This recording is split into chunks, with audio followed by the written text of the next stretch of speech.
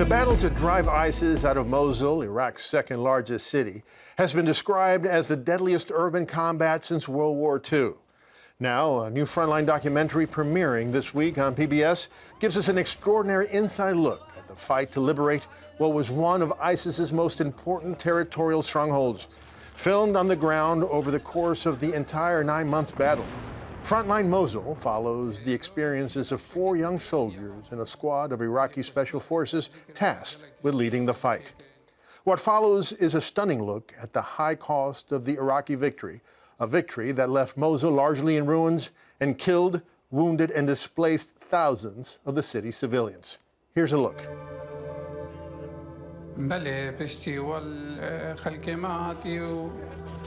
مروفدي أخا خو باريزي ومروفدي وطني خو باريزي مروف بشرف شهيد ببي يا باش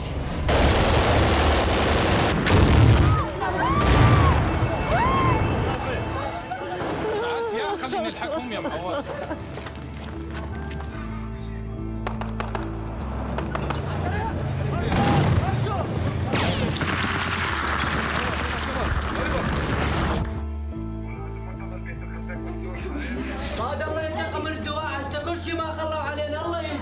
اسرع نعبر منها اذا اجت اي طلقه افرغها براسها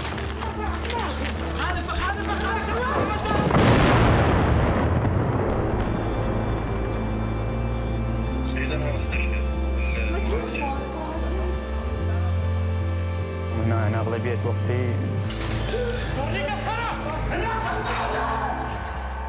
مو بس يعني صديق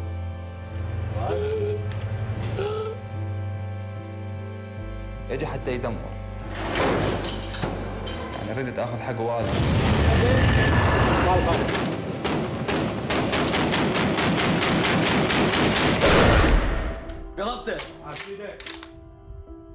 لين تحرير الموصل تحرير العراق.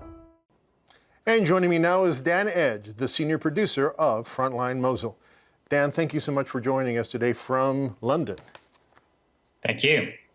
Now, Dan, this is an extraordinary film you guys made, and it was an extraordinarily dangerous film to make. Why did you and your team decide to make this film? It was clear from the beginning to us at Frontline that the battle for Mosul would be a defining battle, a defining battle on a war that, you know, in real terms started 14 years ago. Mosul was an iconic place for the Islamic State. It was the place where the so-called caliphate was first declared. So that the battle for Mosul was extraordinarily significant, not just for the people of Iraq, but also for the entire world. You know, as I said in the introduction, your cameraman, Olivier Sarbil, was embedded with this group of men for the whole battle. Now, how did you get such incredible access? Was it difficult to allow you to follow them like that?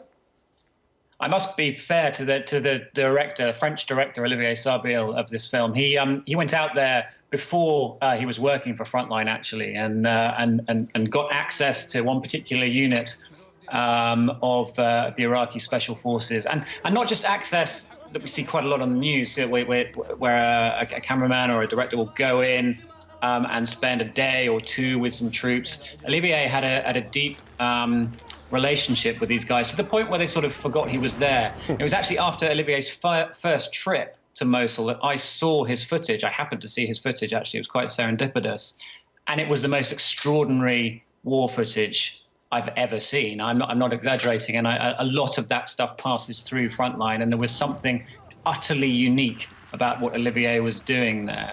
And it was the combination of both the significance of the battle for Mosul in a geopolitical sense, but also the extraordinary images and intimate access that Olivier had that made us thought we had to make a film with him. Yeah. You know, without giving too much away, one of the 4 young men that you follow for 9 months did not make it. I wonder how his death affected his comrades, and I wonder how it affected Olivier and how it affected your team that had been essentially with them this whole time. I think the effect of the death of the soldier you're talking about was profound. It was profound on the unit. And it's one thing Olivier and James Jones, the other director of this film, really tried to bring out. Again, lots of the footage we see from that region, particularly of local troops, of Iraqi troops or Syrian troops, teams don't spend enough time to truly humanize, I think is the right word, get to know the people that they're filming with. And that's what we set out to do with this film. And that one death profoundly affected the men. And of course, it affected Olivier, our director, who was working with him. He kept and had to keep a certain distance, a journalistic distance, an editorial distance from the men he was covering. But inevitably, the death of someone that you've spent many, many months with in extremely hostile and dangerous situations is going to have an effect on you psychologically. You know, Dan, as you know, the Iraqi army has a reputation and a history of human rights abuses against Iraqi civilians. I wonder that if in the course of the filming you saw, or Olivier saw any of that. We see some rough treatment of civilians among the squad, but that human rights abuses, did you see it? I think that was certainly one of the things that we were looking out for when we started out in this project. As you point out, the Iraqi forces have a history of human rights abuses, often sectarian abuses. And it was very much in the forefront of the minds of the civilians of Mosul that this could be a repeat of those. Actually, across the whole time Olivier was there, and as you know, he was there for many, many months and filmed hundreds of hours of footage, he saw very, very little of that. Toward the end of what had been a very brutal battle, the men he was filming with started to they did start to lose discipline, particularly after they'd started to lose so many of their own men. There's one quite shocking scene in the film where they use a civilian to check for ISIS snipers, which is against international law. Without downgrading the seriousness of what Olivier filmed on that occasion, it is interesting that compared to many other battles in Iraq over the last 14 years, the battle for Mosul did not descend into a sectarian bloodbath. No, as we know, the Iraqi army took control of Mosul back in July. What's happened to the city since?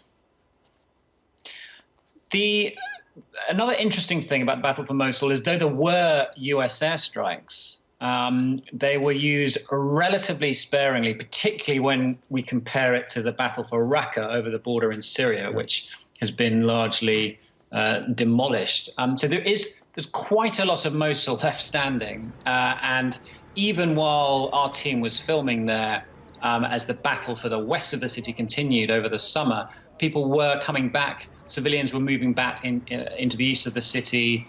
Power and services were being resumed. You know, there's certainly hope for the people of Mosul, but it will be a very, very long, slow and delicate process. And in real terms, it's only just beginning. All right, Dan, as I said, it's an extraordinary film. Thank you so much for joining us today to talk about it. Thank you. Frontline Mosul premieres October 18th at 10 p.m. on 13. Please check online for further viewing opportunities.